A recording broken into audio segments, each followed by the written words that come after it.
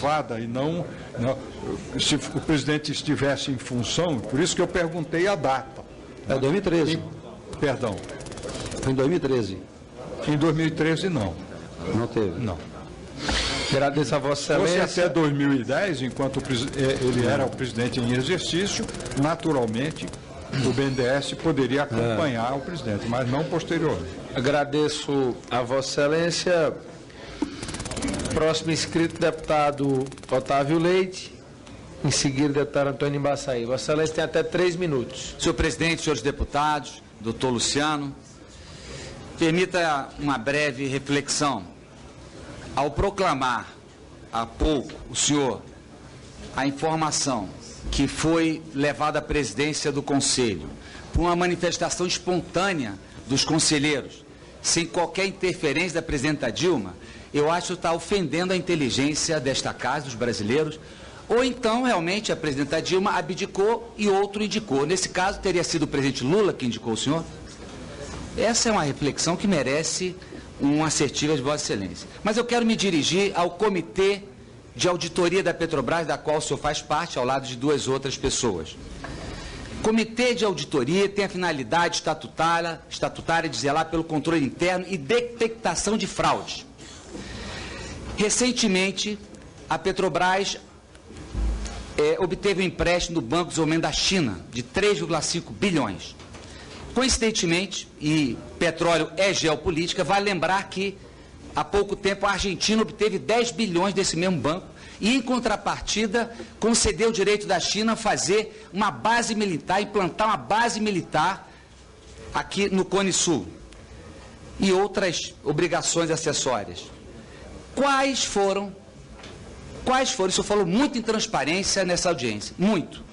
Quais foram as contrapartidas que a Petrobras ofereceu ao banco chinês para obter esse empréstimo de 3,5 bilhões, já que as notícias informam que a Petrobras não divulgou as contrapartidas. E não há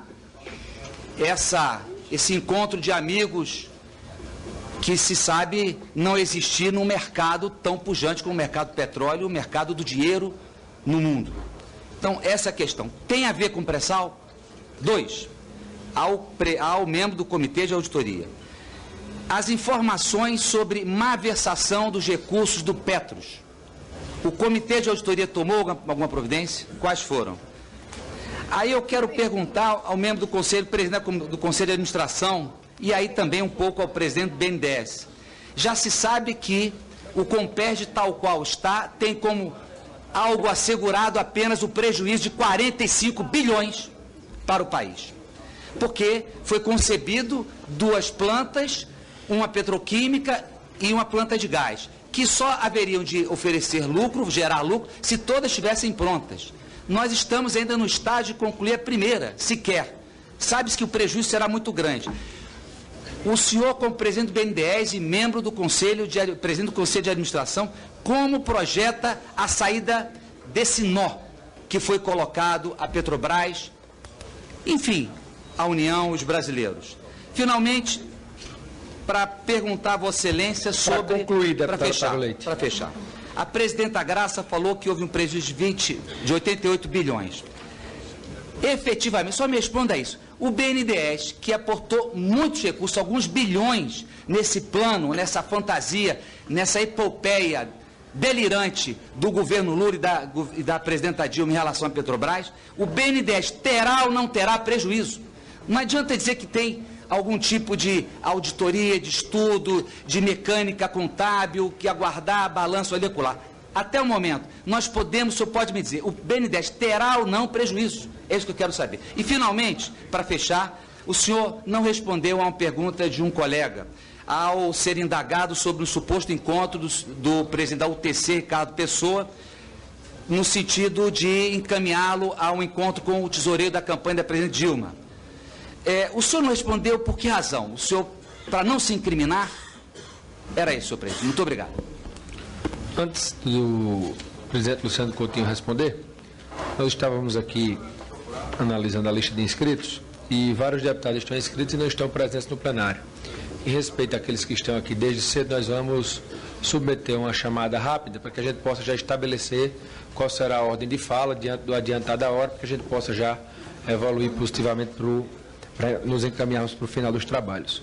Deputado Antônio Embaçaí é o próximo, deputado Ricardo Barros ausente, deputado Carlos Marum, segundo, deputada Elisiane Gama, terceira, pastor Marco Feliciano, quarto, deputada Edil Lopes, o quinto, deputado Jorge Solo, o sexto, deputada Maria do Rosário, ausente, deputada Luísio Mendes, ausente, deputada Edmilson Rodrigues, ausente, deputado Lelo Coimbra, ausente, deputado Valmir Placidelli, é o sétimo, deputado Ivan Valente, o oitavo, deputado Afonso Florencio, é o nono, deputado Onyx Lorenzoni, é o décimo, deputado Efraim Filho, é o 11º, deputado JHC é ausente, deputado Léo de Brito ausente, Félix Mendonça é o 12º, Peronde é o 13º. E não existem membros inscritos. O deputado Júlio Lopes já falou. Então nós temos 13 parlamentares inscritos. Pela ordem, presidente, eu tenho certeza que alguns desses deputados não presentes devem estar acompanhando essa sessão, seja no gabinete, seja com a assessoria aqui presente, até para se dar um prazo aí de 5, 10 minutos para que eles não presentes possam retornar nós estamos aqui, e participar. No caso do Onyx, só está aqui o chimarrão. Estabelecendo vale por ele. A ordem, para que a gente possa, em respeito aos deputados, claro, mantermos essa ordem que falei. Chegando algum deputado, falará ao final, sem nenhum problema, desde que esteja inscrito. Novas inscrições... Presidente, só um esclarecimento. Não. Vossa Excelência leu nomes como presentes de alguns não presentes. Foi um engano? Não. Só o Onyx. Só o Onyx. Deputado Onyx que esteve aqui... Teve além dele. Mas se eles vierem... Presidente Luciano Coutinho. Bom, deputado Otávio Leite, bom, o fato, deputado, é que o estatuto reza que quem elege o presidente, no caso de vacância, são os demais conselheiros, tá? Então essa é a informação objetiva. O Conselho de Administração tem sido proativo na busca de todas as apurações, tem orientado a diretoria executiva e orientado o processo independente e recebido, melhor dizendo, informações do processo independente de apuração em curso, recomendou, quando tomou conhecimento de possíveis irregularidades no fundo de pensão, que ele também fizesse parte do processo, desses processos de investigação, não é? Portanto, ele tem cumprido o seu papel diligentemente. Em relação à questão do empréstimo do Banco Chinês, né, o que eu posso lhe dizer, dentro dos limites de confidencialidade, que foi aberta uma linha de crédito, mas que ainda não há nenhuma utilização concreta. Esse é ainda um processo em negociação, né, e que eu não tenho, não posso lhe dar mais informações, até porque não tenho conhecimento em detalhe a respeito disso. Mas posso lhe assegurar que não haverão contrapartidas lesivas ao interesse da Petrobras. Né? Mas esse empréstimo passou pelo comitê de auditoria? Foi examinado pelo comitê de auditoria? O comitê de administração autorizou um limite de endividamento em 2015 para a Petrobras. De quanto, você tem ideia? Ela deve ser 190 bilhões hoje. Otávio, a senhora já concluiu o tempo, nós temos que dar seguimento à lista. Eu não tenho certeza agora, deputado. Ele é até um dado público, mas agora me falhou a memória. Mas é um número, sei lá, eu prefiro não dar um número incorreto, depois eu lhe informo, até porque isso gerou um fato relevante, existe um fato relevante, foi dado publicidade ao mercado. Então, a diretoria financeira tem autorização para contratar novos empréstimos e o Banco de Desenvolvimento da China ofereceu esse crédito, tá? Mas não há nele ainda, não há nenhum... que eu saiba, não há ainda a assinatura de contrato, né, nem posso lhe dizer qualquer contrapartida lesiva à empresa. Isso não... Em relação ao Comperj, Vossa Excelência fez várias questões. Eu lhe peço aqui um pouco de paciência pelo seguinte. O novo plano de negócios da Petrobras está sendo finalizado e ele é muito importante porque ele é indissociável das demonstrações contábeis.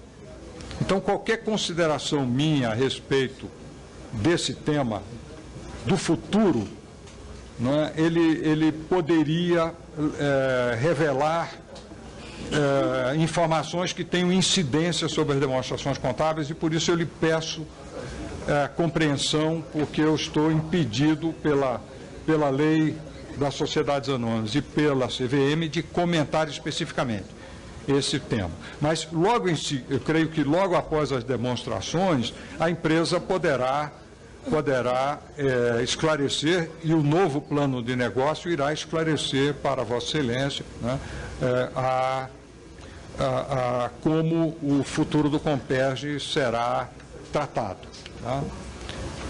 Creio que eram esses os pontos. Não, Petros e Ricardo Pessoa. Tempo de Vossa Excelência. Prejuízo do BNDES. São 3 pedidos, sim ou não? Haverá prejuízo do BNDES? Terá prejuízo? Já respondi o montante quanto a não Petros. sabemos. Haverá ou não haverá? Sim ou não? Já respondi quanto a Petros.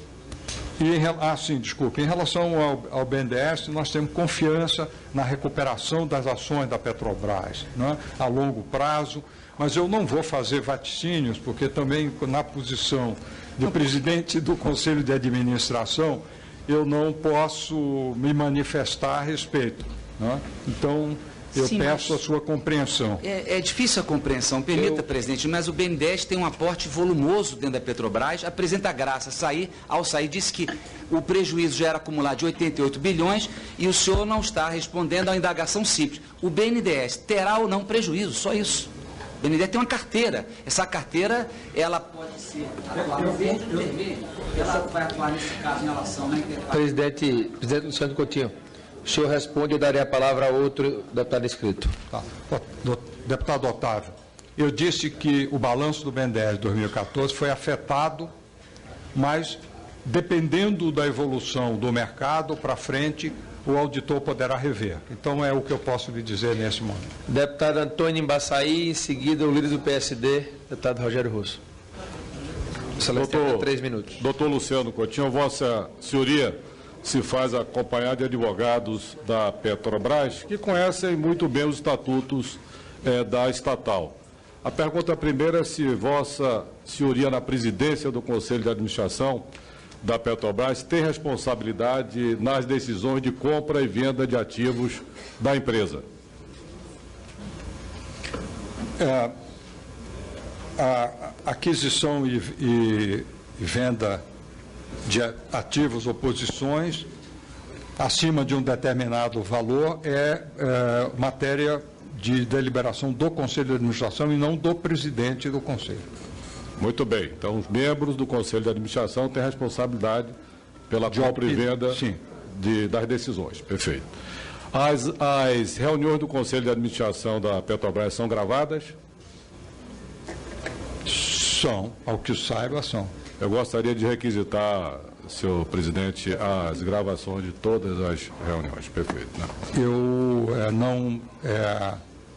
não tenho a informação precisa sobre períodos, etc. Perfeito. Na minha... Agradeço ao senhor. Doutor Luciano, a presidente Dilma afirmou na última quinta-feira, literalmente, aspas, a Petrobras limpou o que tinha de limpar, tirou aqueles que tinha de ir lá, de dentro, e que se aproveitaram de suas posições para enriquecer os próprios bolsos. Fecha. Vossa Senhoria concorda literalmente com essa declaração? Olha, me desculpe, eu não vi a declaração. Eu posso poderia repetir, por favor? Posso. A Petrobras limpou o que tinha de limpar, tirou aqueles que tinha de lá de dentro e que se aproveitaram de suas posições para enriquecer os próprios bolsos. O que eu pergunto a Vossa Senhoria, se Vossa Senhoria concorda literalmente, com essa afirmação? Olha, pelo que me é dado observar, a diretoria, os novos diretores que substituíram, são diretores que diligentemente buscaram o melhor para a companhia e participaram, inclusive, no período recente, de maneira proativa, no esclarecimento de todos os processos de desvio, como já havia mencionado.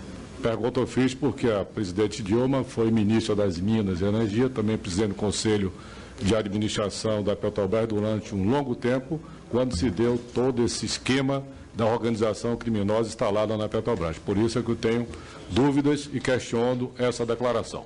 Por fim, doutor Luciano, em 2009, o BNDES fez um empréstimo de 9.889.997.969 reais para a Petrobras, na direção da refinaria Abreu de Lima.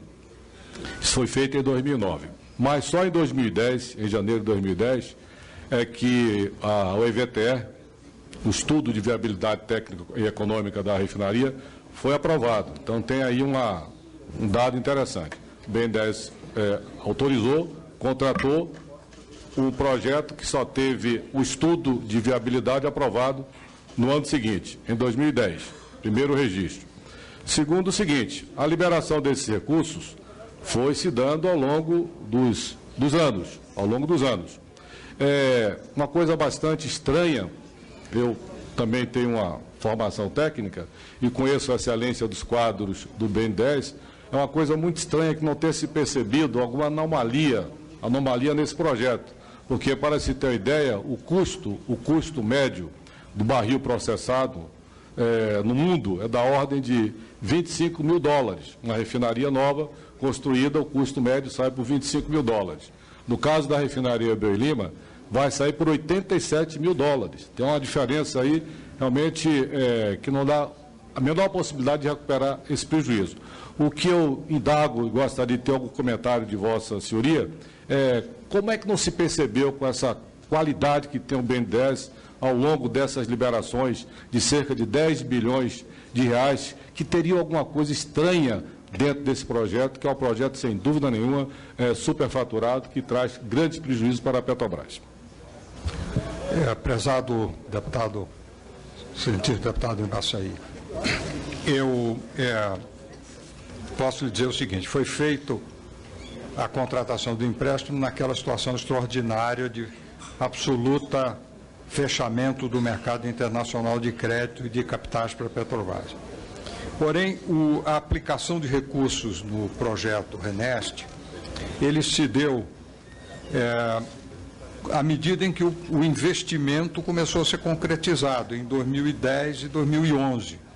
Eu posso estar sendo impreciso e, portanto, lhe peço a vênia de eventualmente corrigir essa informação.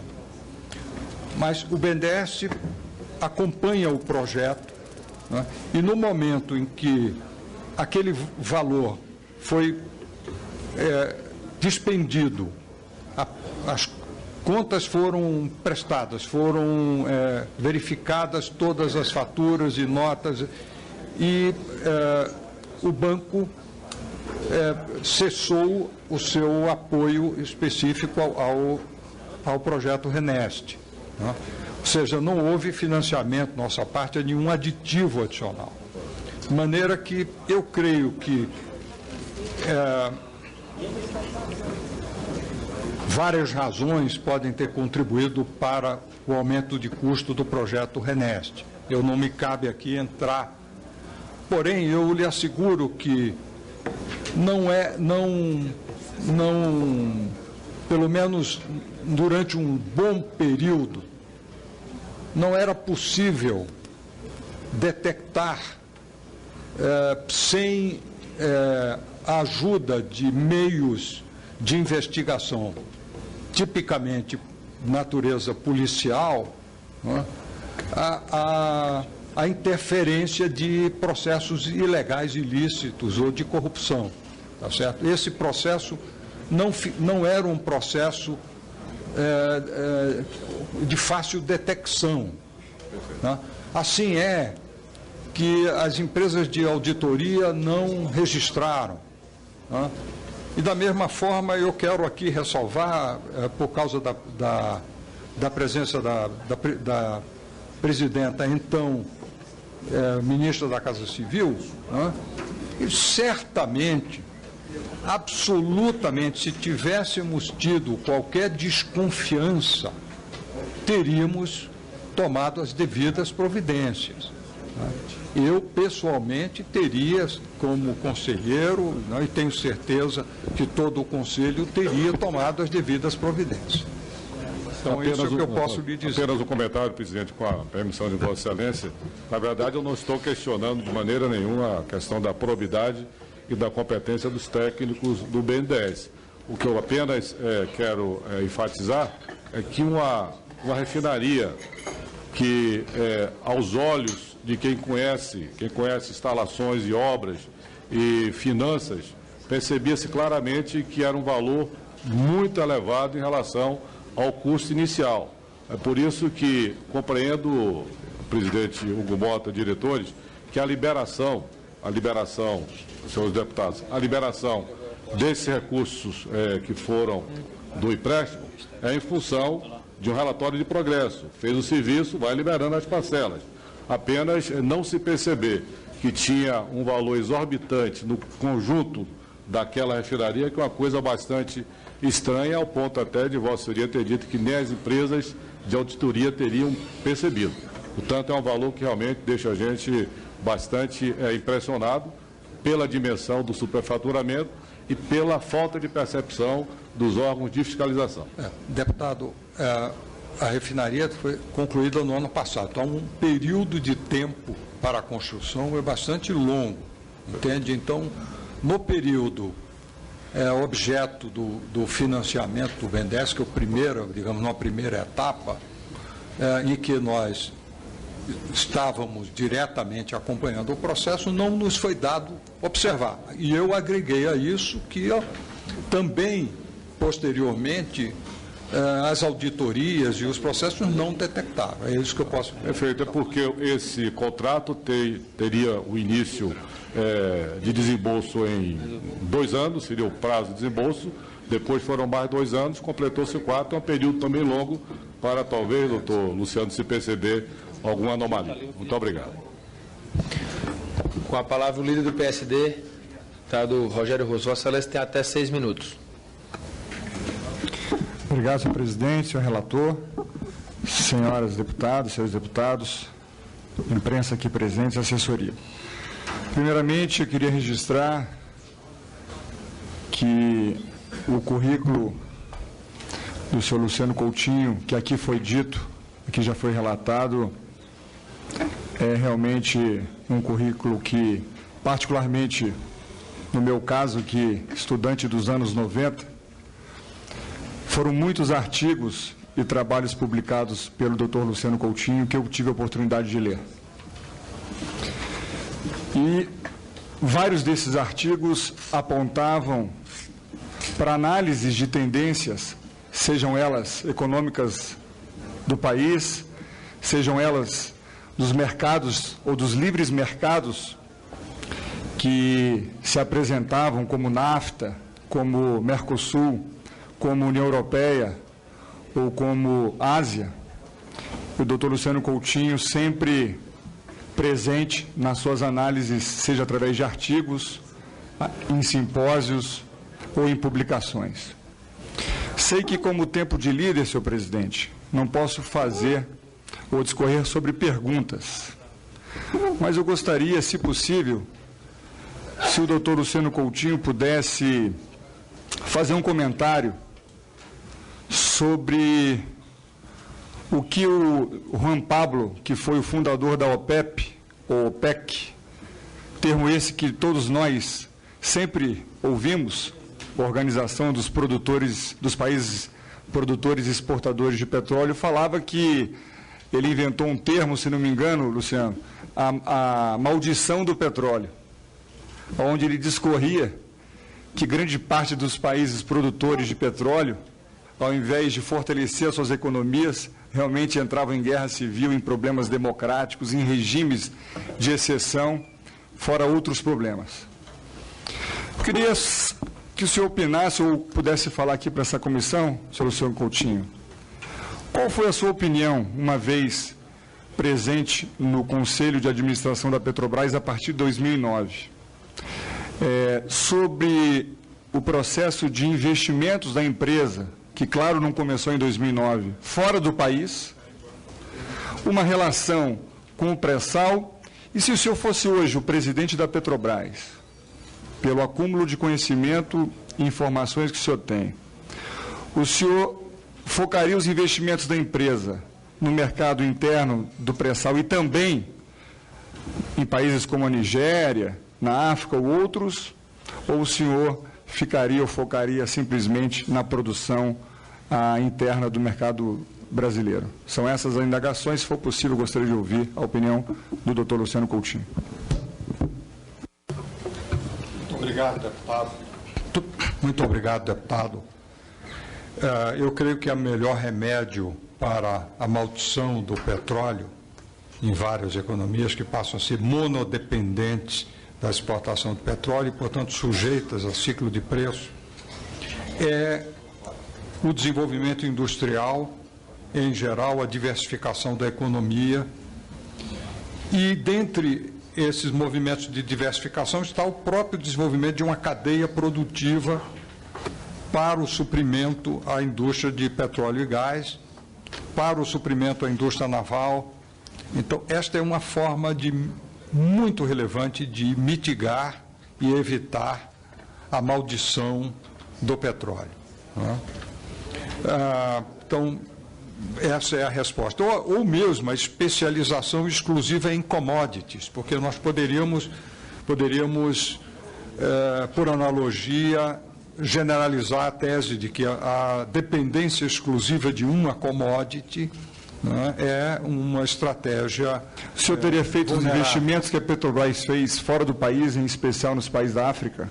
Esses investimentos foram decididos, aparentemente, antes do pré-sal, quando o Brasil tinha um tipo de petróleo mais pesado, não havia a perspectiva de ter províncias tão importantes, embora desafiadoras, porque ultra profundas. E eu creio, sem dúvida nenhuma, que a grande prioridade deve ser o pré-sal. Essa é a prioridade expressa, tanto é que os vários ativos no exterior foram objeto de desinvestimento para a concentração de energia do pré-sal. Eu não posso aprofundar muito mais, porque não me cabe fazer considerações no momento em que o plano de negócios está sendo revisto, para não gerar nenhuma implicação disso do ponto de vista das demonstrações financeiras. Mas agradeço a pergunta. Uma última observação, senhor presidente. No momento que se discute reforma política, e dentre os pontos abordados aqui pela Casa, pelo Congresso, é o financiamento público ou privado, como sugestão, nós vamos apresentar à Comissão de Reforma Política que qualquer empresa do Brasil que receba recursos de banco estatal, federal ou estadual, e que esteja pagando esses recursos ainda, a título de empréstimo, capital de giro, investimentos, que ela seja impossibilitada de fazer qualquer tipo de doação para campanhas ou partidos. Agradeço a Vossa Excelência. Deputado Carlos Marum. Vossa Excelência tem até 3 minutos. Senhor Luciano Coutinho, a existência dessa CPI se deve a uma suspeita que existe nessa casa, hoje já com alguns fatos até consolidados, de que se estabeleceu, no âmbito da Petrobras, um sistema de obtenção de recursos ilícitos que serviu para enriquecer pessoas ou para a sustentação de um projeto de poder. É isso que, em resumo, motivou a existência da CPI, é por isso que nós estamos aqui. Então eu me sinto muito confortável e estando fazendo parte, participando dessa CPI, eu me sinto muito à vontade de suspeitar, eu até me sinto no dever de suspeitar daqueles que tiveram, como o senhor teve e tem, protagonismo, como executivo bem-sucedido que está, né, no comando de importantes órgãos do governo, especialmente o BNDES, e fazendo parte do Conselho de Administração da Petrobras. O BNDES é outro assunto. Deve nascer aqui uma CPI, agora ou mais para frente, né, e essas coisas serão objeto dessa... Foco é a Petrobras nesse momento. Eu também tenho conhecimento de que a participação em um conselho de administração não é a mesma coisa que você estar no exercício de função executiva dentro da Petrobras. Né? Já participei de conselhos de administração de empresas públicas. Mas eu suspeito, eu tenho que suspeitar. Tenho que suspeitar. E as minhas perguntas se fazem nesse sentido, certo? De estabelecer convicção positiva ou negativa de uma eventual participação sua num processo, ou de enriquecimento pessoal, ou de participação num processo de sustentação, de obtenção de recursos para a sustentação de um projeto do poder. Isso é uma pergunta simples. Eu tento ir assim em detalhes, em nuances, para tentar buscar essas convicções. Minha primeira pergunta: o senhor tem conta bancária no exterior? Desde quando? E os valores são significativos? A primeira pergunta é essa. Eu gostaria de que pode responder uma por uma ou faço as três perguntas? Como o tempo de Vossa Excelência já está se encerrando, eu gostaria que Vossa Excelência fizesse as três perguntas para que ele possa... Então, responder. eu vou responder, vou fazer as outras duas perguntas. São três perguntas. Essa é a primeira. Esta é a primeira. A segunda: o senhor teve encontros ou reuniões com diretores da Petrobras, fora das atividades inerentes à sua participação no Conselho de Administração da Petrobras? Se teve, em que circunstâncias? A terceira pergunta: o senhor teve reuniões com o senhor Vaccari?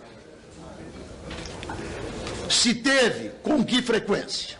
São essas três perguntas que eu lhe faço e expresso meu respeito por sua atuação, mas no comando de grandes órgãos, mas eu estou aqui para suspeitar do senhor. Tá? E as minhas perguntas vêm nesse sentido, de formar convicção.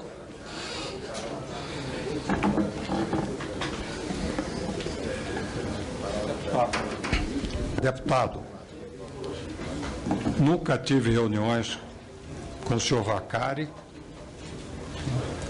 nunca tive reuniões com diretores da Petrobras fora da empresa para tratar de assuntos relativos ao conselho da empresa, relativo a temas do conselho. Né? E minha declaração de bens está depositada no Comitê de Ética Pública, está depositada, está na Receita Federal. E eu não vejo nenhuma razão para que o senhor lance esse tipo de desconfiança. Eu sou uma pessoa íntegra, proba, né? Sou um professor universitário, dediquei toda a minha vida à universidade. Durante um breve momento estive organizando o nascimento do Ministério de Ciência e Tecnologia e depois na Petrobras, no BNDES, e só nesse período como conselheiro na Petrobras. O senhor não poderia só adiantar a situação da questão Porque o que nós temos aqui? Dentro dessa matutice de um advogado matucho lá do Mato Grosso do Sul. A gente sabe se alguém tem dinheiro, não está na Caixa Econômica Federal nem no Banco do Brasil, muito menos no Bradesco.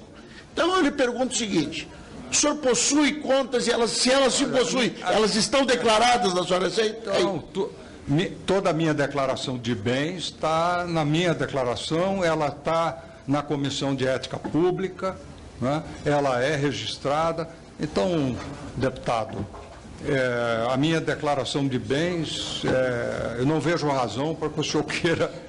Eu não sei se a CPI tem a prerrogativa de quebrar o sigilo das pessoas, mas eu não acho que é o caso. Tá? Não acho que é, sinceramente, não é o caso. Próximo deputado inscrito é a deputada Elisiane Gama. Vossa Excelência tem até 3 minutos. Não respondeu. Senhor Luciano Coutinho, o senhor não responde as perguntas que são feitas. Eu quero fazer uma pergunta para o senhor clara e direta. O senhor fez ou não fez a reunião com Ricardo Pessoa e recomendou a ele se reunir com o Edinho Silva? Queria que o senhor me respondesse, depois eu sigo com as demais perguntas. Deputada, eu respondi com clareza essa questão. Né? Sim ou não? O senhor reuniu ou não? Respondi de uma maneira, inclusive, mais ampla. Né?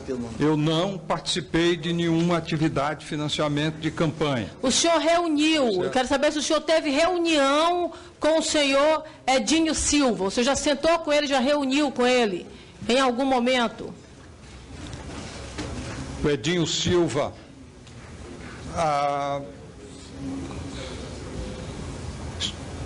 se não me falha a memória, em algum momento no ano passado, 2014. Em 2014, para tratar de um assunto relativo à região dele. Nesse mesmo momento, o senhor também reuniu com o Ricardo Pessoa? Não. Essa reunião, eu não me lembro a data da reunião com o deputado Edinho, relativa à região de Araraquara, sobre tema que, enfim, eu posso pesquisar depois e lhe informar. Mas nada a ver com financiamento de campanha. E muito provavelmente isso antes do meio do ano, eu não tenho a data aqui. Mas depois poderei pesquisar. Eu recebo todas as pessoas Tudo que bem, me pedem então vamos lá audiência. por causa do meu tempo aqui, que é pouco. Senhor Luciano Coutinho, veja só, o senhor adotou um sistema que é o financiamento indireto automático em montantes de financiamentos que dão na ordem no somatório de 2,4 bilhões de reais a 3 gigantes, que é a Queiroz Galvão, a Camargo Correia e a Odebrecht. É um mecanismo que é utilizado para pequenas e médias empresas. Inclusive, no somatório dessas operações, cada uma delas, pelo levantamento que nós fizemos, por exemplo, com a Camargo Correia, 857 operações para chegar ao montante de 52 milhões de reais. Com a Odebrecht, 412 operações para se chegar a 449 milhões de reais. Com a Queiroz Galvão, o equivalente a 619 operações para se chegar a 401 milhões. O mecanismo para poder se adotar o financiamento indireto que estabelece o limite da ordem de 300 milhões de reais. Essas empresas, por que se adotar esse mecanismo para essas empresas, se esse mecanismo só é adotado para pequenas e médias empresas? Mais uma pergunta. O senhor já foi colocado aqui por todos acerca da sua competência técnica como um grande economista que é. Ao mesmo tempo, o senhor terá que prestar agora explicações ao Tribunal de Contas da União referente a uma manobra que, inclusive, o próprio tribunal afirma ser, na verdade, crime de responsabilidade, que é a chamada manobra da pedalada fiscal. Como é que o senhor explica isso? Por que o senhor permitiu que isso acontecesse, já que o senhor tem conhecimento técnico suficiente para que isso não viesse a acontecer? Estaria errado o senhor ou estariam errados os técnicos do Tribunal de Contas da União? 3 perguntas, presidente, bem na sequência e rápido. Para concluir, deputado. Quem está construindo o plano de negócio para a Sete Brasil e quais, na verdade, as garantias que o BNDES dará para que esses financiamentos possam ser alcançados? Afinal de contas, nessas garantias que foram apresentadas para os contratos de financiamentos externos, referente, por exemplo, a Odebrecht e a Embraer, que foram responsáveis por mais de 81% dos financiamentos, nos quais a Odebrecht tem desse percentual mais de 41%, a Odebrecht, por exemplo, não apresenta um mecanismo de amparo, ao contrário da Embraer, que acaba apresentando esse lastro através dos aviões. Qual a garantia que será dada nesse plano, em sendo executado? De que forma realmente esse plano de negócio está sendo executado referente às empresas da Sete Brasil?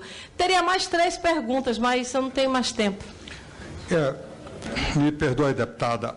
A primeira questão dos financiamentos era em financiamentos indiretos relativo a qual linha específica? Não, na verdade, a gente fez um levantamento das três empresas, a Odebrecht, a Queiroz Galvão e a Camargo Corrêa, que foram operações feitas através do mecanismo financiamentos indiretos automáticos, que dariam dessa ordem de 2,4 bilhões de reais, utilizando várias operações para poder não alterar o limite que é estabelecido por esse mecanismo do banco. Tá. É o seguinte, deputada, o BNDES tem um quadro de funcionários relativamente pequeno, então operações abaixo de determinado limite, elas são efetuadas, 20 milhões, elas são efetuadas através da rede bancária.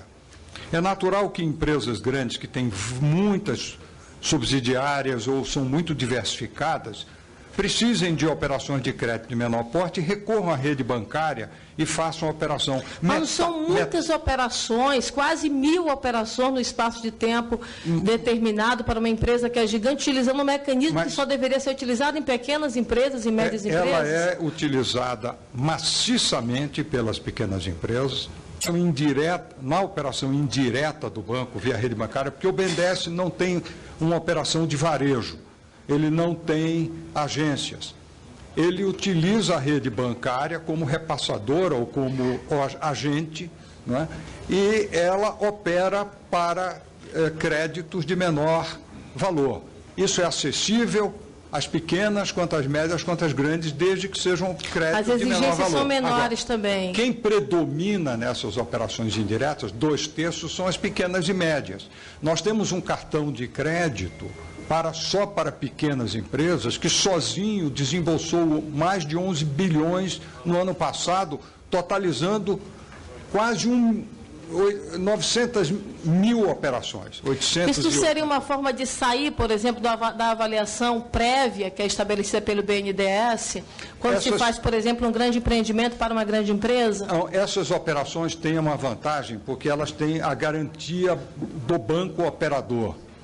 Então, o BNDES fica garantido e, ao mesmo tempo, viabiliza que esses empréstimos cheguem aos pequenos e aos médios, tá certo?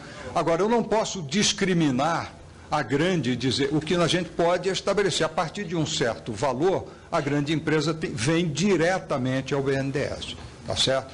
Então, não há não vejo uma distorção no uso da operação indireta. E a sua reunião? O senhor já fez a resposta referente à questão das reuniões? Perdão? O seu encontro com o Ricardo Pessoa, o senhor reafirma categoricamente que nunca aconteceu? Não entendi. Eu já respondi a pergunta. Sobre a questão fiscal junto ao TCU, chamada pedalada fiscal. Exatamente. Esse assunto ele está ainda em processo. O Ministério Público fez as suas alegações, eu li em jornais, não é? E eu estou aguardando ainda a convocação. O senhor não admite ter cometido erros? Pelo TCU, né? O BNDES será ouvido pelo TCU para esclarecer, né, todos esses aspectos. E nós temos regularmente registrado os nossos créditos em relação ao Tesouro, né? E eu creio que esse processo ficará bem esclarecido ao fim dessa avaliação pelo TCU. Sobre o plano de negócio da Sete Brasil, obviamente incumbe aos acionistas da Sete Brasil, né, detalhar e tornar consistente o seu plano de negócios. Né. As garantias dependerão da qualidade do plano de negócio, da formatação desse novo plano de negócio. Eu não poderia, o que eu posso assegurar à deputada é que nós seremos rigorosos como somos em todos os casos. Tá? Seguiremos a mesma rotina impessoal de avaliação desse financiamento quando chegar a hora dele nos ser apresentado. Sobre a questão de financiamentos externos, de fato, quando há um financiamento a uma aeronave, como a aeronave tem um mercado secundário, ele é um bem que pode ser revendido, o valor de revenda é um dos lastros de garantia do contrato de financiamento. Não é o único, porque nós pedimos outras garantias ao comprador. No caso da exportação de um serviço de engenharia e construção, as garantias são diferentes, mas elas existem. Não é? Nós, por exemplo, temos em toda a América Latina, no âmbito da ALAD, um convênio entre bancos centrais e nós, em geral, exigimos em todos os financiamentos, inclusive os financiamentos mencionados aqui sobre Venezuela, que esses títulos de dívida transitem por este convênio entre bancos centrais, chamado Convênio de Créditos Recíprocos. Esse é um convênio que tem mais de 40 anos e nunca houve nenhum inadimplemento. Então, nós trabalhamos com seriedade nas operações de comércio exterior. O nível de inadimplência é também extremamente baixo, para não dizer irrisório. Agradeço a Vossa Excelência. Próximo inscrito, deputado Pastor Marco Feliciano. Vossa Excelência tem até 3 minutos. Senhor presidente, senhor Luciano Coutinho, depois de 7h30 aqui lhe ouvindo, é muito difícil não chover no molhado. Mas eu tenho aqui algumas perguntas simples até, porque já me sinto contemplado com as respostas anteriores. Caso o governo atual, entendendo que a Petrobras está abalada pelos escândalos e resolva fazer um aporte financeiro à empresa através do BNDES, Vossa Senhoria seria a favor desse empréstimo? Para quem, deputado? Se o governo pedisse para que o BNDES salvasse mais uma vez a Petrobras hoje, o senhor, como presidente do BNDES, seria a favor desse financiamento? Queria que o senhor pudesse responder nesse momento para mim. Deputado, eu tenho absoluta certeza que essa circunstância não vai acontecer. Né? Não será. Queria ter a fé que o senhor tem. Viu? Com essa caso isso acontecesse, o senhor está dizendo que não vai acontecer, mas caso acontecesse, qual seria a exigência do BNDES para que, qual patrimônio o BNDES exigiria da Petrobras para ter em garantia de um financiamento hoje?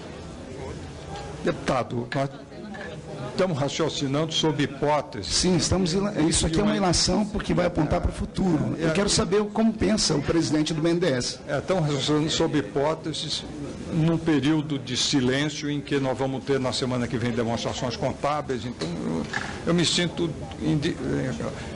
O que eu posso lhe dizer é que essa é uma hipótese inexistente. A Petrobras, na semana que vem, vai examinar as suas demonstrações contábeis e eu espero que o risco, qualquer tipo de risco financeiro para a empresa possa ser uma página virada a partir da apresentação de suas demonstrações contábeis. Perfeito. Sobre os balanços que o senhor aqui citou, o balanço do BNDES, o senhor citou que o balanço da empresa foi afetado. Eu queria saber se de maneira negativa ou positiva. O balanço da BNDESPar, que tem uma fração importante de ações da Petrobras, ele tem a regra de marcação a mercado. E, portanto, sempre que as ações caem, o patrimônio automaticamente é deduzido. Quando as ações sobem, o patrimônio é corrigido para cima. Né? É a regra de marcação ao mercado. Tá?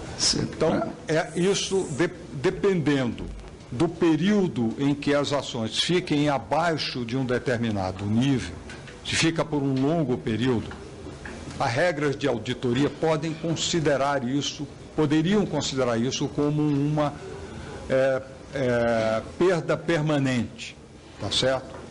Mas isso está explicado na nota do balanço do sistema BNDES, e eu terei muito prazer em enviar uma nota técnica ou lhe explicar em detalhe isso, mas é uma questão realmente de contabilidade, de norma contábil. Doutor Luciano, quero agradecer por essas respostas e, para concluir aqui, senhor presidente, eu queria deixar um pensamento.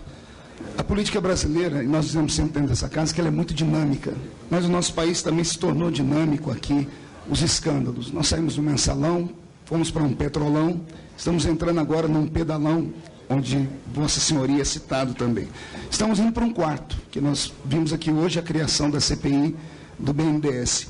Quando o senhor diz que poderia haver tranquilidade ao coração do Brasil, porque o BNDES nada tem a esconder, eu fico imaginando as coisas que nós ouvimos dentro da internet e até pessoas estudadas, como a revista Veja citando. Eu fico imaginando como ficará o coração do Brasil ao descobrir que só entre 2009 e 2014, mais de 3 mil empréstimos feitos pelo BNDES, que ainda não foram informados ao contribuinte, talvez por causa de algum tipo de cláusula, não foram informados ainda, não está explícito dentro da transparência do BNDES. Isso é um questionamento que vai ser feito na CPI. Eu fico imaginando, senhor presidente, como ficará o coração do Brasil ao saber que são bilhões e bilhões de dólares que o nosso país empresta a outros países, entre eles, a maioria deles, que eu tenho aqui alguns, que são todos países ditatoriais.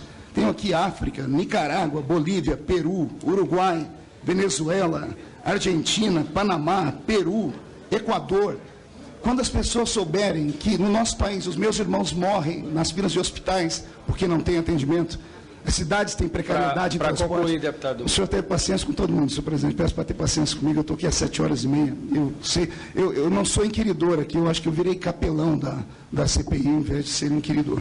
Então, eu fico imaginando que essa CPI pode desestabilizar a nossa nação, diante dos olhos do mundo e as coisas que vão vir. O artigo 49, inciso 10 da nossa Constituição, diz que nós, parlamentares, temos o direito de observar e termos informações sobre os financiamentos que essa República faz a outros lugares. O senador Álvaro Dias fez alguns pedidos e lhe foi negado informações que só podem ser dadas em 2027. Tudo bem, pode ser um acordo legal, pode haver um conflito de soberania, mas eu fico imaginando o que vai acontecer quando essas notícias chegarem à população brasileira.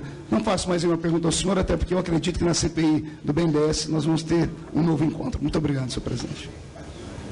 Deputado, em relação a esse último ponto, queria esclarecer, embora a gente esteja aqui numa CPI sobre Petrobras, mas eu vou esclarecer. O BNDES publica o valor de operações de exportação para todos os países, o valor, e publica o valor por exportador e o valor por país. E publica a lista de projetos. Tá? Ele não individualiza, tá certo?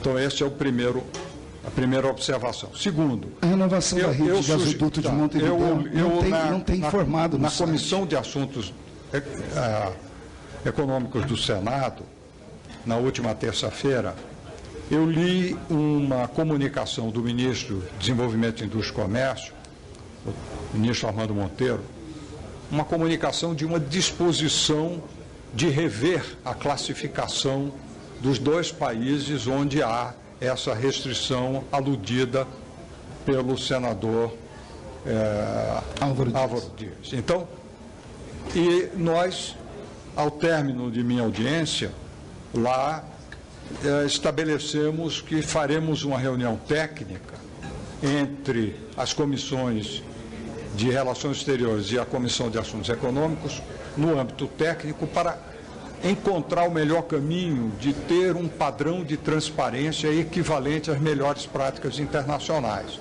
tá certo?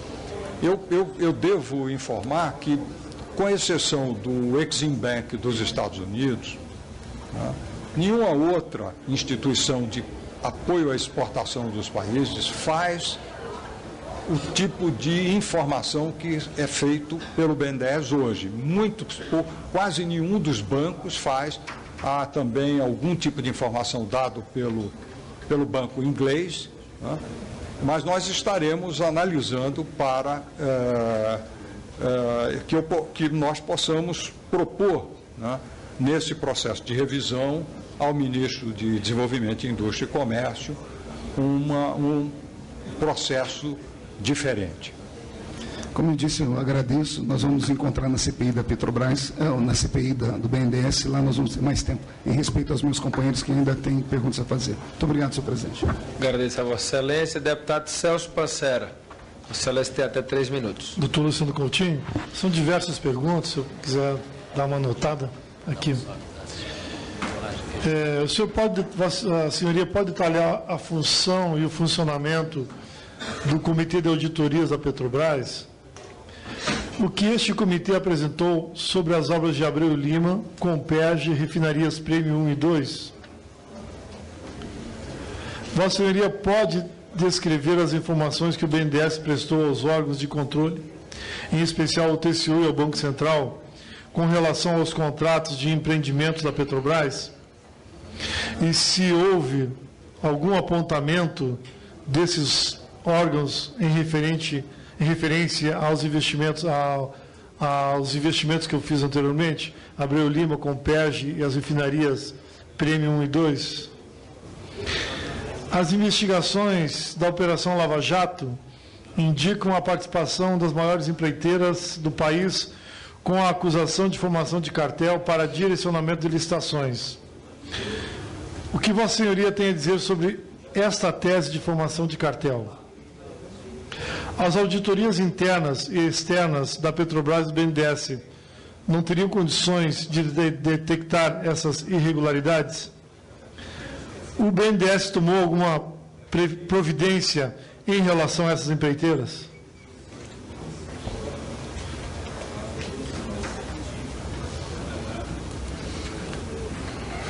Bom, são várias perguntas.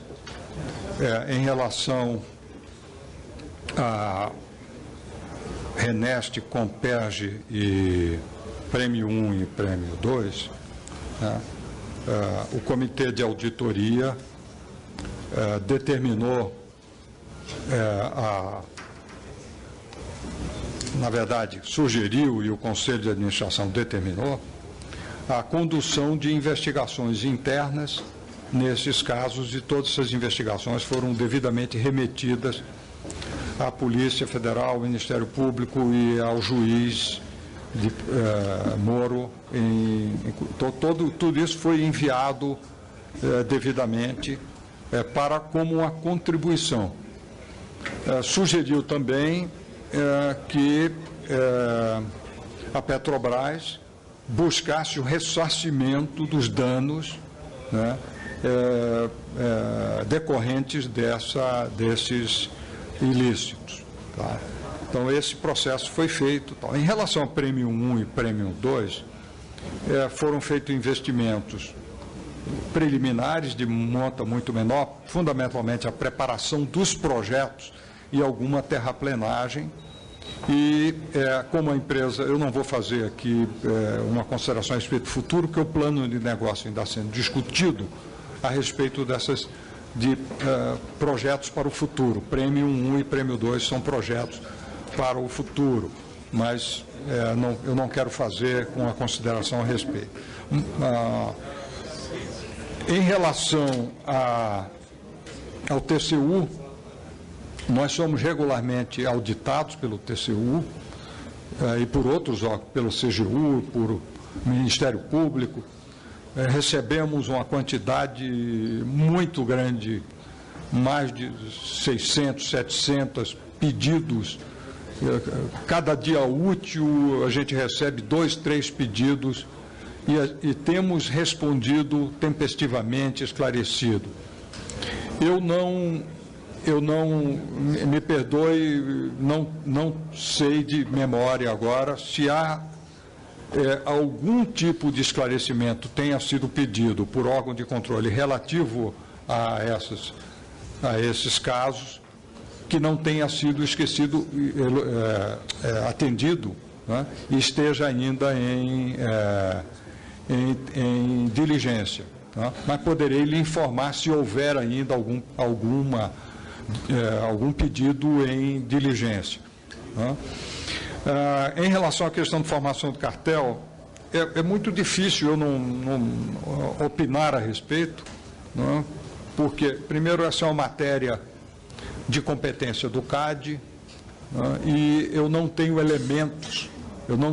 os elementos de informação suficientes para fazer uma análise fundamentada a respeito e, portanto, seria inadequado adentrar esse assunto sem. Em relação ao último tema, era auditoria para... se a auditoria do BNDES. Se as auditorias internas e externas da Petrobras e do BNDES, é que eu também entrava na questão dos balanços, mas o senhor já falou que não pode falar nesse momento sobre balanço. Sim. Mas se essas auditorias não poderiam detectar essas irregularidades, e quais as providências tomadas pelo BNDES se tomou em relação às empreiteiras? Tanto a auditoria da Petrobras, nós temos buscado reforçá-la e manter uma discussão bastante construtiva, estimulante a respeito do seu plano de trabalho anual.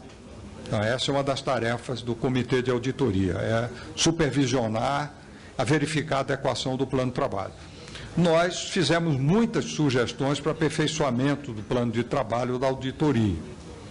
É importante, porém, ressaltar o seguinte, que a auditoria, ela não é um órgão com poder de polícia. A auditoria não pode violar sigilo das pessoas, bancário, telefone. Ela verifica, basicamente, contas, né? E, nesse sentido, ela ajudou muito nas investigações, após revelados os fatos que não foi possível detectar. Tá? Uma vez revelado, então, se buscou através de comissões especiais. E há também um processo de investigação independente. Esse é muito importante, porque a Petrobras contratou, com orientação do Conselho, especialistas independentes, escritórios independentes que têm tecnologia para detecção. É uma tecnologia sofisticada, porque ela significa olhar os sistemas de informática, fazer uma filtragem com palavras-chave, etc. Então, um processo muito rigoroso que está em curso. Não é? Esse processo é reportado a uma comissão especial. Não é? Essa comissão especial é presidida pela ministra Ellen Grace, que foi presidente supremo, mais um especialista alemão que trabalhou intensamente nos processos de compliance da Siemens, e pelo novo diretor vou usar, infelizmente, a palavra compliance, de observância de regras, da Petrobras. Esse comitê nos informa do andamento dessas investigações independentes. Tá? Então, há um processo muito intenso de investigação no âmbito da empresa. E a última questão era, desculpe-me, eu não consegui anotar, era... sim, eu já havia respondido que nós consultamos a orientação jurídica, né, e o sentido é de avaliar se houve mudança significativa no risco de crédito, se houve mudança significativa nas condições cadastrais, né, de maneira a verificar se os projetos em fase de conclusão, em curso, né, possam ser concluídos, né, posto que a não conclusão de determinado projeto pode trazer mais dano do que a sua conclusão, inclusive do ponto de vista bancário, para poder servir a dívida, né?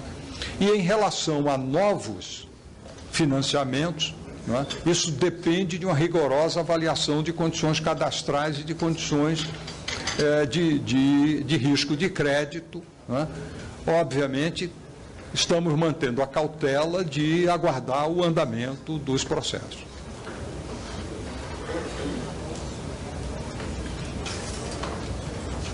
Pediria um deputado. Pois não. Claro. Vamos fazer uma pausa de um minuto aqui. Doutor Luciano vai ter que se ausentar e voltar. Uma parada técnica. Uma parada técnica, deputado.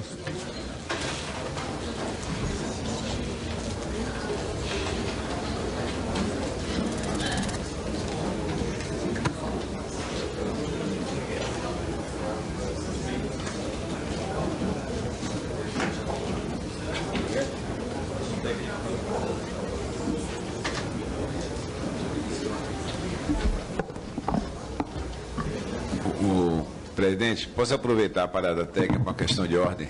Pois não.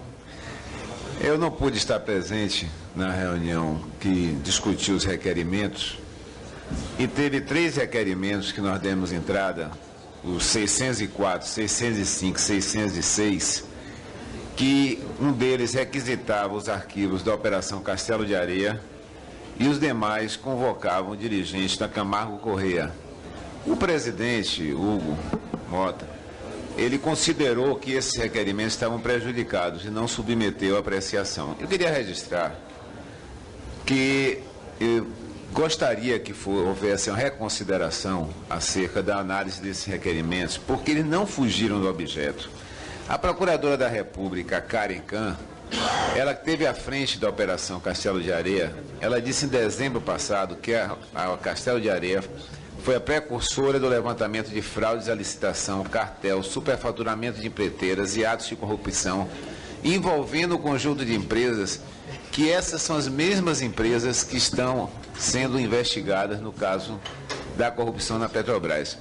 Esses ilícitos envolvem contratações espúrias de obras e serviços envolvendo poder federal, estadual e municipal em todo o país, e envolve as mesmas empresas empreiteiras hoje alvo da Operação Lava Jato. Mais do que isso, presidente, a Castelo de Areia alcançou diretamente a Petrobras. O ex-presidente da Transpetro, Sérgio Machado, ele é citado nos relatórios da Castelo de Areia. Os documentos que foram apreendidos na casa do diretor da Camargo Corrêa, o Pietro Bianchi, que eu pedi a convocação dele, inclusive, a Karen Kahn apontou que esses documentos, citando o Machado e a Transpetro, estavam relacionados à propina paga em contratos para a construção de navios no âmbito do Programa de Modernização e Expansão da Frota. E, segundo a mesma procuradora, presidente, neste contrato foi destinado o pagamento de propina de um valor referente a 1% do total do contrato assinado pelo consórcio formado pela Camargo Corrêa e a Queiroz Galvão, ou seja, 27,5 milhões de reais em 2007. Isso não interessa a nossa investigação aqui, diretamente relacionado ao objeto de investigação. E mais, o Paulo Roberto Costa, na delação premiada, citou os mesmos contratos de navios como fonte de pagamento de propina. E Estaleiro Atlântico Sul, ela é formada por essas duas empreiteiras. Deputado. Só concluindo, eu queria registrar que 750 projetos foram apreendidos na casa do doleiro Alberto Youssef e agora na Lava Jato, envolvendo essas operações. E por último, o jornalista Josias de Souza, no seu site 16 de fevereiro desse ano, afirmou que Camargo Corrêa estava propensa a assinar o acordo de leniência com os procuradores da Operação Lava Jato, mas voltou atrás quando foi exigido que deletasse também o que for ocorrido nos esquemas investigados pela Castelo de Areia. Hoje foi tão positivo ouvir aqui o Luciano Coutinho, presidente do BNDES. Aliás, hoje a gente discutiu aqui mais sobre operações do BNDES. 90% dos assuntos aqui foram completamente fora do objeto da CPI da Petrobras. E ninguém achou isso improdutivo. Agora, questões diretamente relacionadas com a Lava Jato, com a corrupção na Petrobras, com o Camargo Corrêa, são excluídas porque o presidente considerou que não é objeto. Eu levarei a sua reivindicação ao presidente. Reivindicação é que seja reconsiderado. Na próxima reunião... Obrigado. A sua questão de ordem está acolhida e a gente vai levar para o presidente deliberar sobre a sua reivindicação. Na próxima reunião vai ter a resposta. Vamos aguardar mais um pouco. Doutor Luciano Coutinho.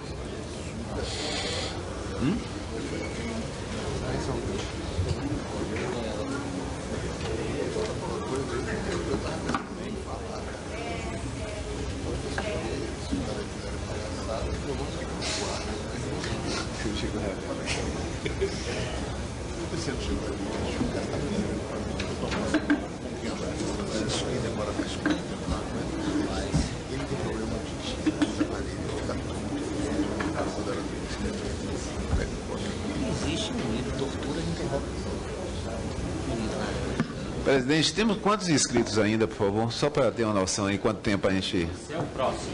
Sou o próximo e faltam quantos? Você é o próximo, depois do deputado Ivan Valente, Afonso Florencio, Onix, Efraim, que não está presente, né? Então, mais dois só. Quer dizer, depois... Só mais dois? Não. Sola, Ivan, Afonso, Onix, Efraim, Félix e Peroni. 7. Se não chegar o Google. Se não chegar ou se não sair. Bora suspender tudo. Se houver um acordo entre os 7 para suspender, eu também aceito suspender diante, que eu acho que a gente já estão 5 horas da tarde. Presidente, eu vou usar meus 3 minutos. Se eles quiserem me deixar usar, eu uso agora. Depois não tem minha problema. proposta... eu não abro mão, então, não. Eu sou o próximo inscrito. Eu propus um acordo conjunto para encerrar... Faltam 7 pessoas. Para encerrar a sessão. Se não tem acordo... Também está esperando. Se alguém, o deputado Ivan Valente também está esperando. Eu vou inquirir, presidente. Quem? Eu estou 7 horas.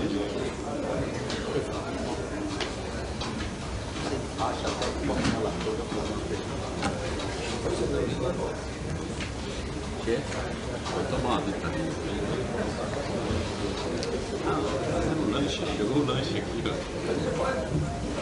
Quem? Não, tá fazendo lanche.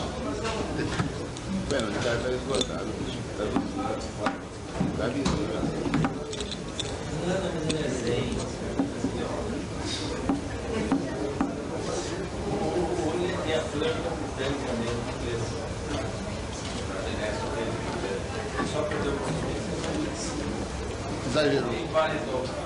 Exagero. Ele é pernambucano.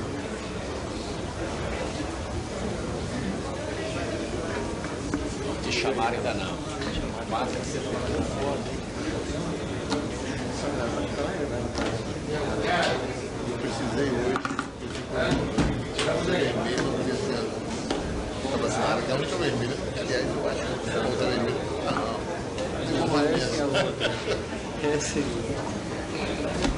Essa sessão em Curitiba. Com o retorno do doutor Luciano, está reaberta a sessão. Eu solicito ao deputado Jorge Sola. O senhor tem 3 minutos. Alô, obrigado. Não, primeiro eu queria registrar a importância da CPI finalmente ter decidido ouvir o Fernando Soares. Inclusive, nas redes sociais está correndo o buchicho aí que a esposa dele foi para cima da direção do PMDB, batendo pesado, ameaçando divulgar informações que o PMDB está fazendo questão de omitir há muito tempo, né? Inclusive, é bom até que tenha esse interesse tão grande aqui dos demais parlamentares em abrir outras CPIs. Foi proposto aqui a CPI do BNDES, presidente. É bom lembrar também para a gente abrir a CPI do HSBC, inclusive retomando lá na venda do Bamerindos, na época, onde os tucanos dilapidaram o patrimônio brasileiro, né? O HSBC hoje aqui vive, inclusive, com boa parte do que foi o patrimônio do antigo Bamerindos, que foi entregue ao HSBC pelos tucanos. Abrir a CPI dos Zelotes, da sonegação. Afinal, sonegação nesse país não é, deixou de ser crime? Deixou de ser algo tão nefasto? Afinal, a Operação Zelote já encontrou mais sonegação do que tudo que a Lava Jato conseguiu somar de corrupção na Petrobras e em todas as empreiteiras juntos.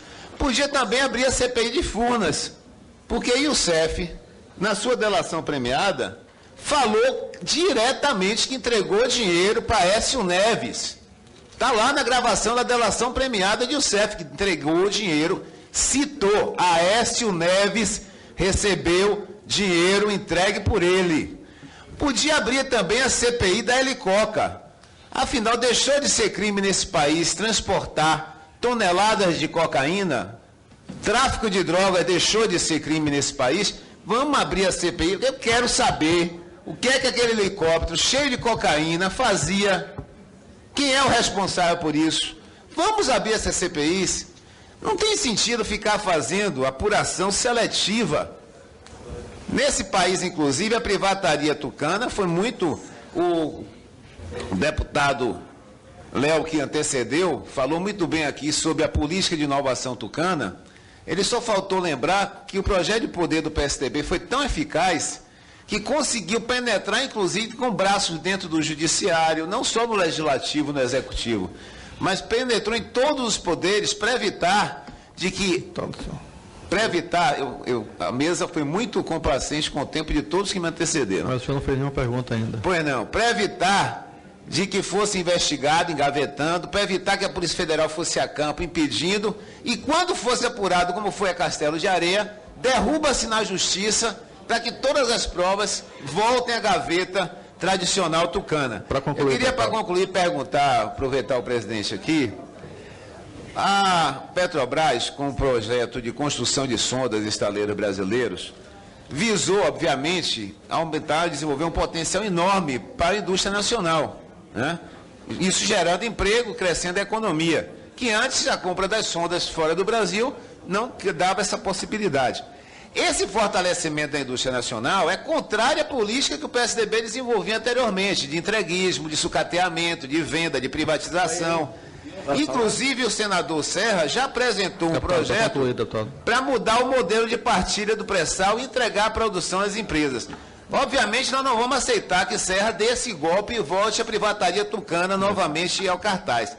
Se a Sete Brasil, concluindo, se a Sete Brasil precisar retomar e tiver a oportunidade de retomar, interessa ao BNDES manter uma postura de colaboração diante da importância de produção dessas sondas, para que não seja transferida a compra posterior, como era feito em todas as políticas entreguistas do governo tucano. Obrigado, deputado. Com a palavra, doutor Luciano Coutinho. Senhor deputado, eu esclareci já em respostas anteriores que há um processo de reestruturação do plano de negócio da Sete Brasil e há um prazo que foi dado à companhia, seus acionistas estão trabalhando junto com bancos comerciais para buscar uma reformatação do plano de negócio, se ele for viável, se tiver condições de sustentabilidade, garantias, e porque nós vimos aqui um conjunto muito grande de equipamentos em estágio avançado de construção, né? E faz, obviamente, todo sentido concluí-los. Então, mas nós temos que aguardar e eu não posso, infelizmente, dizer nada além disso. Nós estamos aguardando o processo. Obrigado. Deputado Ivan Valente, o senhor tem 3 minutos. Presidente, queria acoplar o meu tempo de líder, que está aí a licença. Pois não. São 6 minutos, então. Só que o tempo está correndo rápido, sim. Ali. Eu peço que quiser ali. Senhor Luciano Coutinho, bom, boa tarde. Boa tarde. Tá. Queria até lhe fazer uma pergunta inicial, lhe conheço de algum tempo. Vossa Excelência já foi candidato a deputado federal, né? Uma vez. Pelo PSB, né? Há muitos anos atrás. Foi. PSB. PSB em 89. Foi o último momento em que eu tive vida. Eu não, só estou falando isso porque Vossa Excelência suportou aí 7 horas de embate, viu como é que é a coisa aqui, e eu só queria lhe recomendar a seguinte questão. Eu acredito que Vossa Excelência é um homem probo, mas vou lhe dizer que deve responder as perguntas da CPI todas, para não deixar ilações para a CPI ou para a imprensa. Então, é uma sugestão que eu quero lhe dar.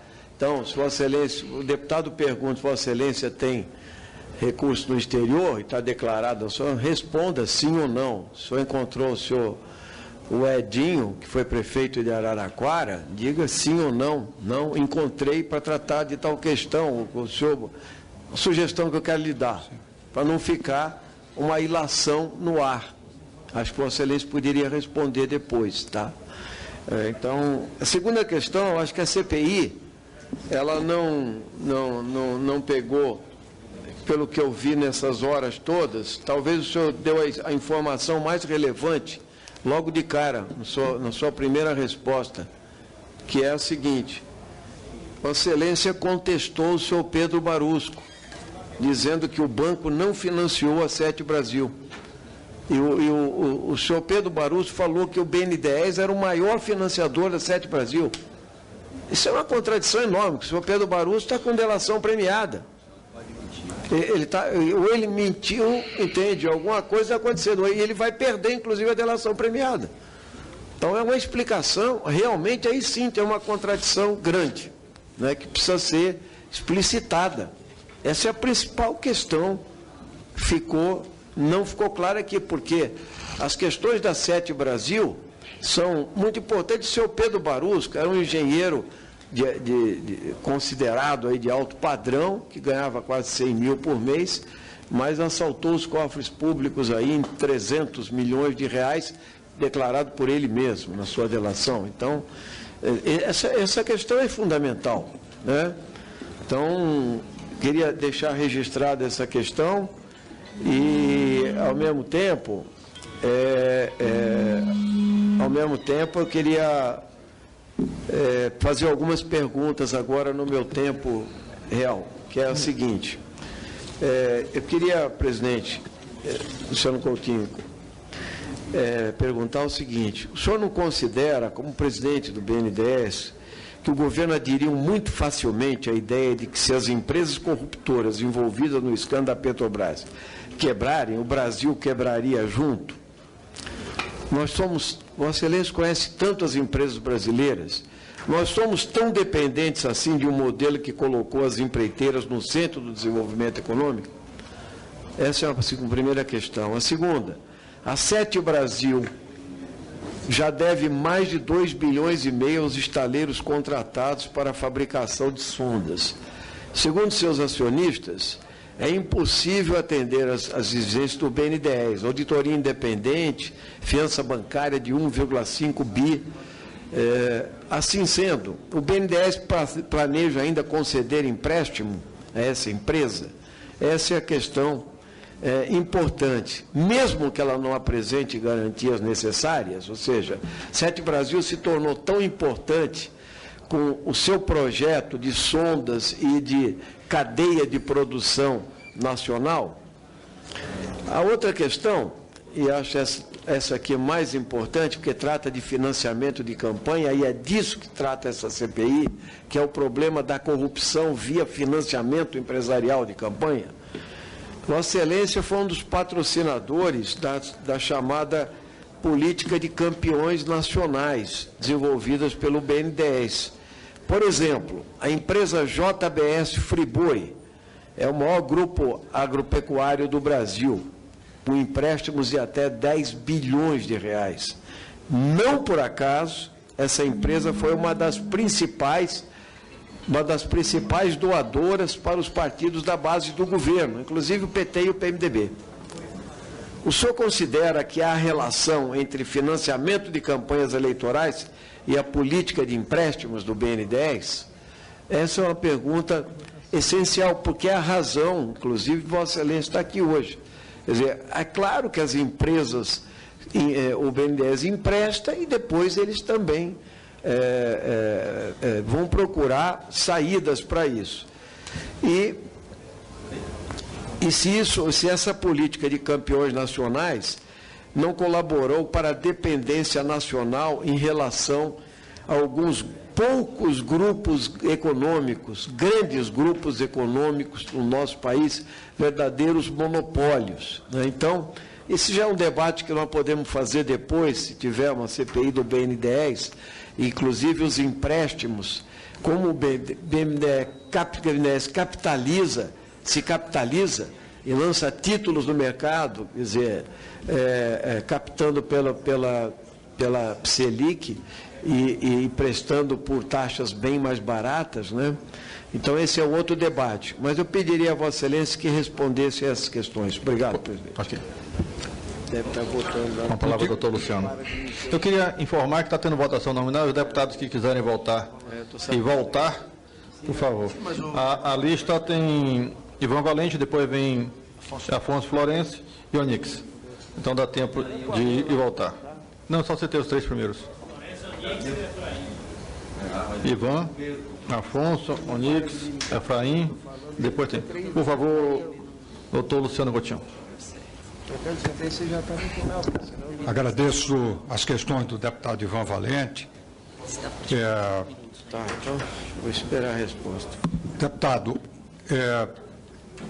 eu não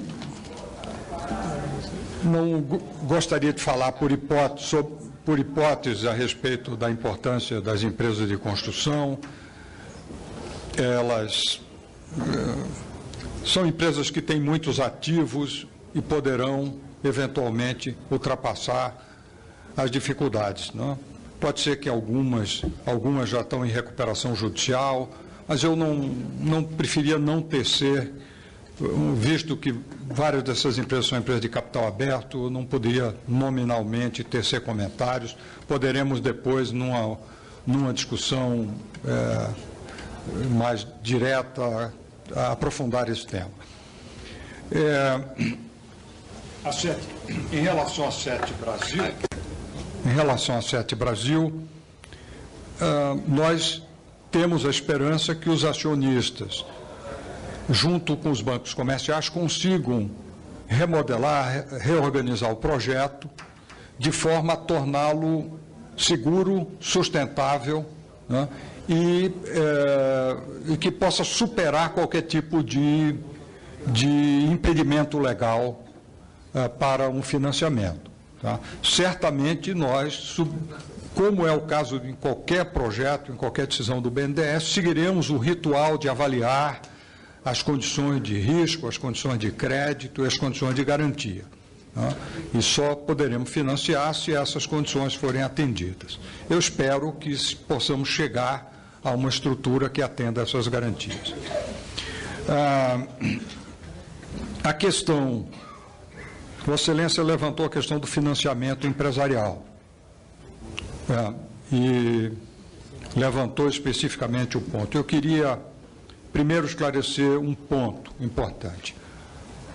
O volume de empréstimos do BNDES à JBS é muito baixo, está no balanço do ano passado, é baixíssimo. O que o BNDES tem no grupo JBS é uma participação acionária que resultou de uma debenture que foi convertida em participação acionária. Tá? Isso significa, tá? Este processo é um processo que já vem já faz bastante tempo que essa debenture foi convertida, que essa participação foi efetuada, e ela resultou de processos de aquisição, inclusive de uma aquisição no exterior. Né? Devo dizer que todas as operações da BNDESPar, que é um banco de investimento, são operações feitas a custo de mercado e em condições de mercado. Não há um centavo de recurso subsidiado do Tesouro Nacional nas operações da BNDESPar.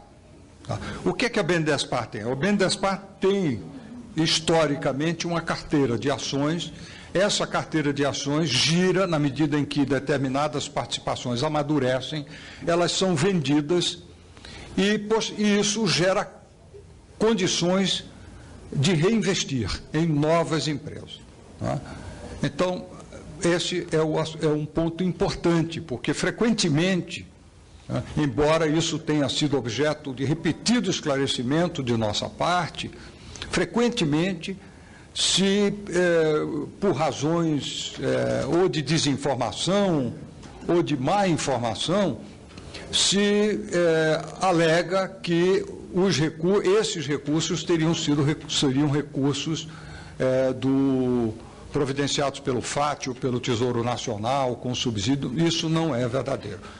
São operações a mercado, a custo de mercado, e que deram um efeito muito positivo para a BNDESPAR. É uma empresa rentável, acumulou nos últimos, de 2007 a 2014, cerca de 23,5, posso estar errado aqui na cifra precisa, de bilhões de reais, e ela contribui para a formação do lucro do banco. Contribui, inclusive, para que o banco possa emprestar para micro e pequenas empresas com taxas mais baixas. Então, ela é uma operação de banco de investimento, né? E eu gostaria de deixar explicado. Agora, em relação à questão do financiamento empresarial, a participação do banco, no grupo, não significa que o banco possa ter ingerência sobre as decisões privadas dos acionistas, né? Essa não é uma matéria de conselho de administração, né? O banco zela pela governança, pela observância das leis, observância dos direitos sociais, né? Busca sempre estimular a melhor governança, né? E sempre que possível, essas posições são realizadas com resultados, né? Eu, pessoalmente, deputado, e aqui é uma posição pessoal, né? Creio que financiamento empresarial deveria ser eliminado, né? Mas é uma posição meramente como cidadão. Não quero entrar nisso aqui. Quero dizer também que dos 100 maiores grupos brasileiros econômicos, o BNDES atendeu 91 no período dos 4 últimos anos. Dos 500 maiores, atendeu 406. Dos 1.000 maiores, atendeu 780. Então, o BNDES está sempre... Ele não é uma medo. Ele está aberto a examinar todo e qualquer projeto que tenha sustentabilidade. E o PIB zero, Perdão. O PIB zero. Vai chegar lá. Perdão? Tudo isso e o PIB zero. Vai chegar lá. Perdão, desculpe. Você é o próximo. Deputado Afonso Florencio. Só para concluir, presidente. Presidente, só que a última pergunta. Vossa Excelência acatou minha sugestão de responder as perguntas objetivamente, aquelas que deixaram alguma dúvida? Eu agradeço o conselho, deputado. Podemos passar. Bom, agora vamos passar ao deputado Afonso Florencio. O senhor tem 3 minutos, deputado. Presidente, eu tentarei ser muito rápido. Eu tenho uma lista de perguntas, vou remeter para o professor doutor Luciano Coutinho. Dizer, professor Luciano Coutinho, que essa CPI, assim como possivelmente uma do BNDES, é enredada num ambiente de disputa política. O senhor conhece o que é o país e sei que o senhor vai relativizar a atitude de alguns dos meus colegas que fazendo disputa política da forma que lhes convém. Nós do Partido dos Trabalhadores temos diligenciado aqui investigações, por isso alguns dos nossos colegas enfatizam alguns requerimentos e alguns procedimentos. O Brasil está esperando a continuidade na Lava Jato, por exemplo, das investigações decorrentes da delação premiada do senhor Leonardo Meirelles, que alude ao presidente do PSDB. E há uma expectativa de que nós possamos aperfeiçoar a gestão pública, a corporativa, a bancária. Não há dúvida do papel do BNDES no esforço do Brasil de blindar nossa economia para que o impacto da crise mundial, em particular nos últimos anos, não fosse tão grande. E certamente tivemos aspectos de muito sucesso. O ano passado, 4,8% de desemprego, maior crescimento da massa salarial. Ontem saiu o IBC-BR com números que sabemos que tem uma volatilidade nesse desempenho, mas positivos. A Petrobras recuperando, não é, valor de suas ações. Às vezes as pessoas dizem que o valor da Petrobras é o valor da ação, como se todo mundo fosse como se a Petrobras tivesse que desembolsar imediatamente a cada estimativa. Às vezes ignorando o mercado mundial, a volatilidade de preço das commodities em geral, em particular do petróleo e gás. Quer dizer que não paira sobre a sua conduta pessoal nenhuma dúvida. O que acontece aqui é o espetáculo da política. O senhor está de parabéns por sua trajetória pessoal, por sua condução à frente do BNDES, por toda a contribuição que o senhor fez como professor, como cidadão e agora como gestor nesse banco que cumpriu tão relevante papel na economia brasileira no último período, não só para o setor empresarial em geral, como também para cooperativas de crédito, da agricultura familiar. Então é um papel relevante e finalmente parabenizar, porque essa jornada, isso aqui é uma maratona, acho que até interrogatório criminal deve ser coibido uma extensão de tempo dessa natureza. Parabéns por tudo, o senhor honra o Brasil, honra os professores universitários, honra o governo e o senhor está de parabéns. Doutor Luciano, deseja fazer algum comentário? Eu agradeço a observação do deputado. Muito obrigado. Com a palavra o deputado Onyx Lorenzoni, pelo tempo de 3 minutos. Senhor Luciano Galvão Coutinho, eu disse que eu ia voltar e não é só agora. O senhor fez aqui um juramento de dizer a verdade. Eu lhe perguntei, o senhor é um acadêmico, talvez eu tenha que fazer uma pergunta muito simplificada para o senhor entender. Eu lhe questionei se o senhor recebeu o seu... Vai demorar um pouquinho para passar o tempo. O senhor Ricardo Pessoa se reuniu com o senhor para solicitar um aporte para o consórcio de Viracopos. E nesta reunião, o senhor não pediu contribuição nenhuma, o senhor só disse o seguinte: o senhor Edinho Silva vai lhe procurar. Ponto. A pergunta é, sim ou não? Deputado, respondi. Não. Eu estou lhe perguntando agora. O que o senhor fez acabou. Agora eu e o senhor. Presidente, sim ou não? É por depois de responder a pergunta ou não? Fica quieto não. Eu tenho direito de me manifestar. Vamos lá. Me respeite. Vamos lá. Me respeite. Tu que me respeite. O depoente tem direito de responder, presidente. Vamos de novo, presidente. Volta a palavra o deputado Onyx Lorenzoni. Sim ou não? Ou não vou responder. É um direito que o senhor tem, eu vou respeitar.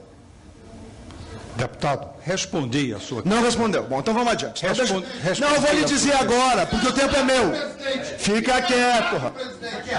Deputado Florencio, não tem nenhum achaque, Vossa Excelência sabe muito bem que não existe isso. O deputado Onyx, o deputado, de forma nenhuma, Vossa Excelência se acalme. Pois é, mas não parece que está. Não precisa gritar, levar o tom de voz. A sessão está transcorrendo normalmente. A palavra está com o deputado Onyx Lorenzoni para prosseguir.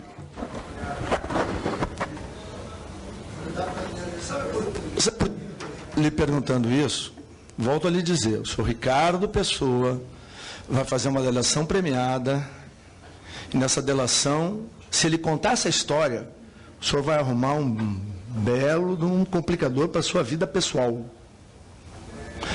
Qual é os dados que eu obtive? O senhor se reuniu com o consórcio Aeroportos Brasil Viracopos. Repetir, consórcio Aeroportos Brasil Viracopos. Nos dias 18 de julho de 2014, 22 de agosto de 2014 E a 8 dias do segundo turno, no dia 17 de outubro de 2014, mas não foi nesse dia 17, não foi na sede do BNDES lá no Rio. O senhor recebeu na representação de São Paulo, o senhor Ricardo Pessoa. Eu estou entregando, presidente, porque agora eu vou atrás da verdade.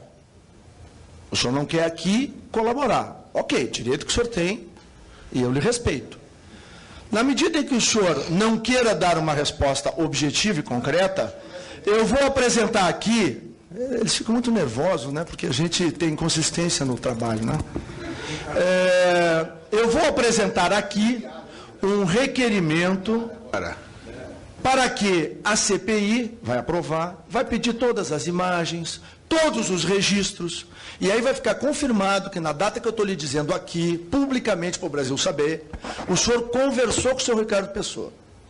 E o senhor aqui não respondeu, nem que sim, nem que não, tergiversou. Direito que o senhor tem. Agora tem um problema. Se ele lá na delação premiada disser que o senhor disse que ele ia ser procurado pelo Edinho Silva, os 3,5 milhões ele depositou na campanha da sua candidata Dilma. Olha, a encrenca vai ser grande para o senhor e para a Dilma. Ok. Sabe o que... Coutinho, presidente, doutor Luciano Coutinho, deseja fazer algum comentário? Quero fazer. Ok. Eu confesso vir herói. Com a palavra, doutor Luciano Coutinho. Quero comentar. Aliás, deputado, eu não tergiversei a respeito de ter mantido reunião com o consórcio Viracopos. Mantive reuniões. Não sei exatamente as datas. Vou depois, peço ao deputado para que Ricardo Pessoa, nesse dia 17. Não é consórcio, não. É o Ricardo Pessoa. Não, eu não tive reunião individual com o senhor Ricardo Pessoa. Eu recebi o consórcio Viracopos. Recebi para tratar da continuidade dos investimentos, porque o aeroporto está em 90 e poucos %. Então nós vamos começar a chegar perto da verdade. O senhor já está mudando agora. Não, tá bom. Não, eu estou dizendo aqui... Não, peraí, não me foi perguntado. Aliás, não, me foi perguntado se eu conhecia o doutor Ricardo Pessoa. Eu disse que conhecia e que me foi perguntado se eu tinha feito... Eu lhe perguntei. Eu não me lembro. Contei toda a história e lhe perguntei, o senhor não te ensinei não para mim. Não é material. Eu peço a compreensão. O fato é o seguinte. De Vossa Excelência. Eu compreendo. E agradeço. E a investigação vai ir para cima do senhor Luciano Coutinho. Deputado ameaça. Senhor presidente. Não ameaço. Eu faço. Depois de 7 horas de depoimento, exigir que a precisão dessa daquela palavra e depois ficar ameaçando que vai. Pô, presidente, tem paciência, velho. Doutor Coutinho, só para o senhor saber, eu tenho respeito pelo senhor. Deputado Oli. Tem nada com o senhor. Agora eu não ameaço, eu faço. E eu vou fazer. Senhor presidente. Senhor presidente.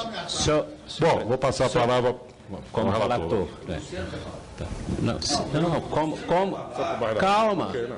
É que como relator, eu gostaria que o senhor pudesse explicar as reuniões que teve com o consórcio de Viracopos e em relação a datas, que o relator virou advogado?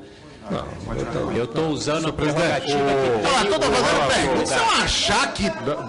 Deputado Peroni. Achaque, presidente. O deputado do Cico, eu verificarei as datas, porque eu não lembro de memória as datas. Mas todas as reuniões efetuadas com o consórcio tiveram estritamente o objetivo de discutir o projeto de conclusão do aeroporto. Né? Essa é a verdade. Senhor presidente, só um instante.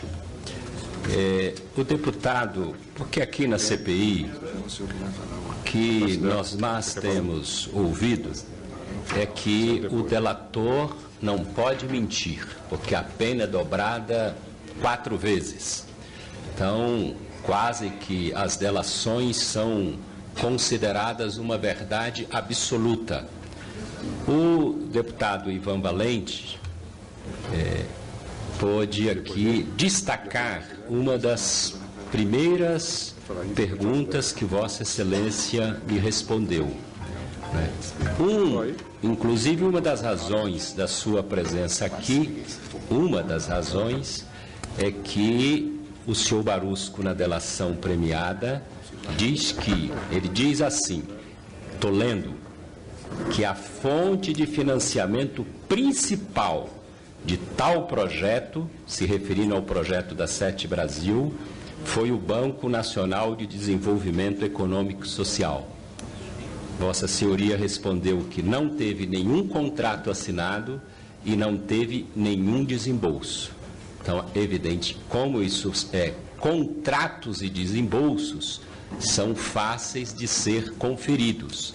Então, evidencia aqui que, neste caso, o Barusco não falou a verdade e mentiu. Tem também uma questão que eu gostaria muito, enquanto relator, ter a posição de Vossa Senhoria, porque nesta mesma folha também tem, a meu ver, uma grande contradição, porque ele afirma que, aqui na CPI, que a corrupção era institucionalizada. Eu tenho dificuldade de entender o que é uma corrupção institucionalizada, em que ele diz que a presidente não estava envolvida. E ele diz aqui que as licitações ocorreram dentro da legalidade e foram muito duras. Né? Então, aqui, nessa CPI, o Gabrielli, ex-presidente, afirmou que a corrupção se deu de fora para dentro da Petrobras, envolveu diretores com diretores de empresas e que fizeram esse roubo que nós temos conhecimento. A Graça Foster, aqui, também disse que isso se deu de fora para dentro, e tanto a Graça quanto o Gabrielli afirmaram que nem a ouvidoria e mesmo as auditorias internacionais contratadas não foram capazes de detectar este assalto que ocorreu na Petrobras. Como Vossa Senhoria é membro do Conselho e hoje preside o Conselho da Petrobras, qual é a sua posição em relação aqui às posições que foram afirmadas pelo Barusco, pelo Gabrielli e pela Graça Foster, ressaltando que dentro do parâmetro também das delações premiadas, o Paulo Roberto Costa já dá a versão 2, e a versão 2 tem uma mudança considerável e muito importante, porque ela muda a essência da versão 1 para a versão 2. Mas como ele vai vir à CPI, ele terá a oportunidade aqui de explicar qual é a versão verdadeira e qual é a versão em que ele não falou a verdade. Mas gostaria de ter essa posição sobre as teses aqui da corrupção institucionalizada na Petrobras. Essa é uma questão. Senhor relator, evidentemente, quando há uma ação organizada criminosa, ela é feita de uma maneira a cobrir todas as suas evidências, né? De forma que, se aconteceu algo interno, é algo circunscrito àquele grupo, né? E esse fato de a verificação do tamanho da ramificação desses ilícitos conduzidos por essas pessoas, né? Esses alegados conduzidos por essas pessoas, está sendo objeto de uma investigação ampla para exatamente assegurar para a empresa que ninguém que eventualmente sobre quem tenha algum tipo de indício de participação esse grupo de pessoas possa ser identificado. Então, a empresa está fazendo o seu melhor esforço para